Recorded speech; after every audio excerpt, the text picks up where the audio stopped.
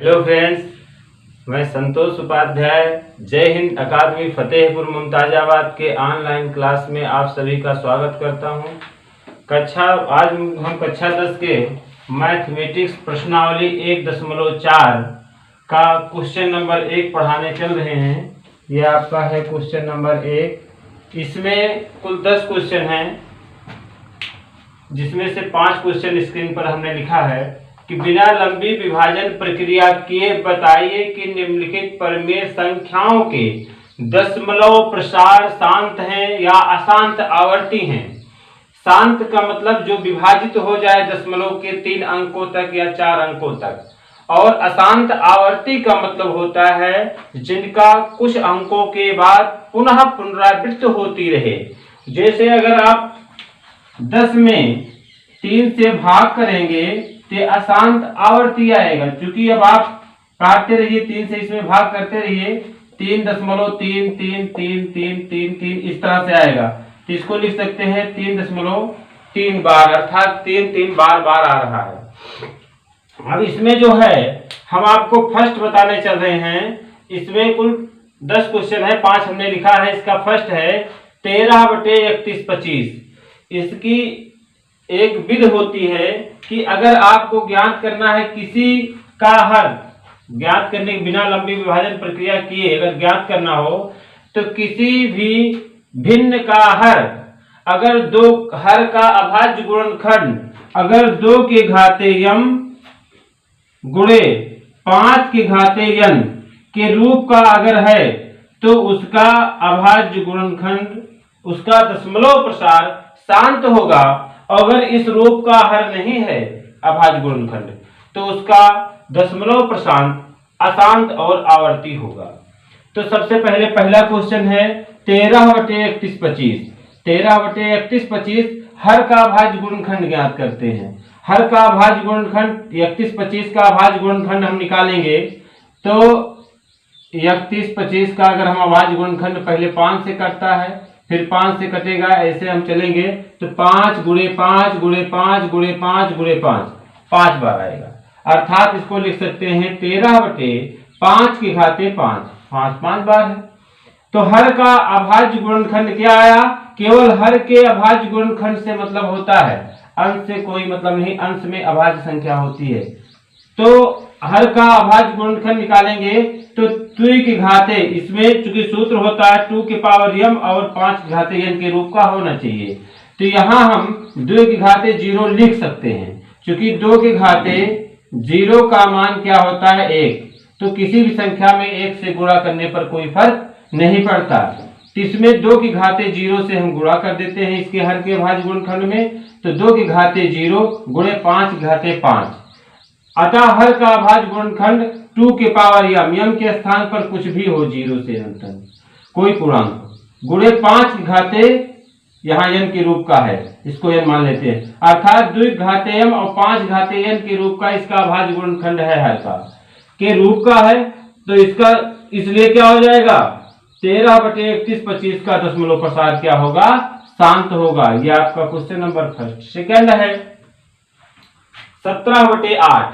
अब इसमें भी हर का अभाज्य गुणनखंड ज्ञात करते हैं। तो 17 ऊपर अभाज्य संख्या ही है, इसलिए कटने कोई चांस नहीं, कि जो सबसे छोटा पहले करते हैं काट के। 17/8 का गुणनखंड हो जाएगा हर का 2 गुणे 2 गुणे 2, अर्थात 2 के घाते 3।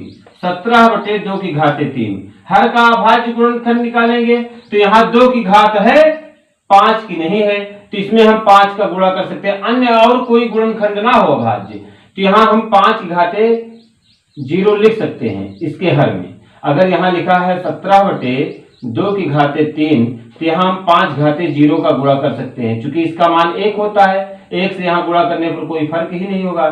तो यहाँ जो है तो हर का अभाज्य गुणनखंड क्या हो गया? 2 की घाते 3 था और यहाँ 5 घाते 0।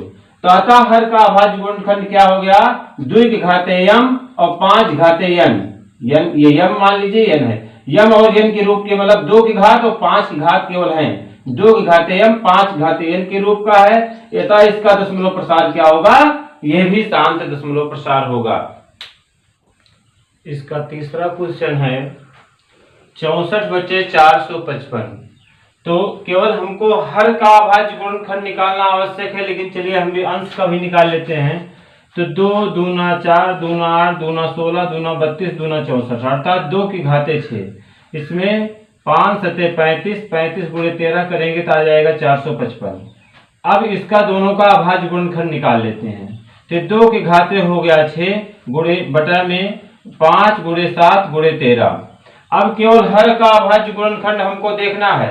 तो हर का अभाज्य गुणनखंड क्या हो गया, 2 की घाते m और 5 घाते n के रूप का है। इसमें 5 तो है, मान लीजिए 2 की घाते हम 0 लिख भी सकते हैं, इसका गुणे 2 की घाते 0, लेकिन ये 7 और 13 जो अलग पद है ये 2 और 5 की घात के रूप के नहीं है। तो इसका अभाज्य गुणनखंड, हर का अभाज्य गुणनखंड 2 की घाते 5 और 2 की घाते m और 5 घाते n के रूप का नहीं है। इसमें अन्य संख्या 7 और 13 भी है। तो जब नहीं है तो अतः इसका अभाज्य गुणनखंड 64/455 का अभाज्य गुण दशमलव प्रसार क्या हो जाएगा, अशांत आवर्ती होगा। ये आपका आंसर है। इसका अगला है चौथा भाग 15/1600। दोनों का गुणनखंड हमने किया, ये इसका गुणनखंड आ गया। तो 3 गुणे 5 और 2 की घाते 1 2 दूना 4 दूना 8 दूना 16 दूना 32 दूना 64, 2 की घाते 6 गुणे 5 की घाते 2। तो हर का अभाज्य गुणनखंड किस रूप का आ गया, 2 की घाते m और 5 घाते n के रूप का हो गया। अर्थात 2 की घात है और 5, 2 की घाते 6 और 5 घाते 2 और 6 के अतिरिक्त अन्य कोई गुणनखंड नहीं है। अर्थात इसका दशमलव प्रसार क्या हो जाएगा, दशमलव प्रसार इसका शांत होगा। ये इसका आंसर हो गया आपका। नेक्स्ट इसका पांचवा है 29/343। इसका हम निकालते हैं। तो हर का अभाज्य गुणनखंड, ऊपर अंश जो है इसका अभाज्य संख्या ही है। हर का गुणनखंड निकालेंगे 343, 7 57 4 सत्ते 343, 7 गुणे 7 गुणे 7, ये 29/7 की घाते 3 हो गया। इसका हर का अभाज्य गुणनखंड, इसमें ना तो 2 की घात है ना तो 5 की घात है, क्या है अलग संख्या 7 घात के रूप क्या है। तो हर का अभाज्य गुणनखंड 2 की घाते m और 5 घाते n के रूप का नहीं है। जब 2 और 5 के अतिरिक्त अन्य कोई पद हर में हो गुणनखंड में, तो उसका अभाज्य गुणनखंड क्या होता है, तो 2 और 5 की घात के रूप का नहीं होगा। जब 2 और 5 की घात का रूप का नहीं होगा तो इसका दशमलव प्रसार अशांत और आवर्ती होता है। तो ये आपका अशांत और आवर्ती होगा आंसर।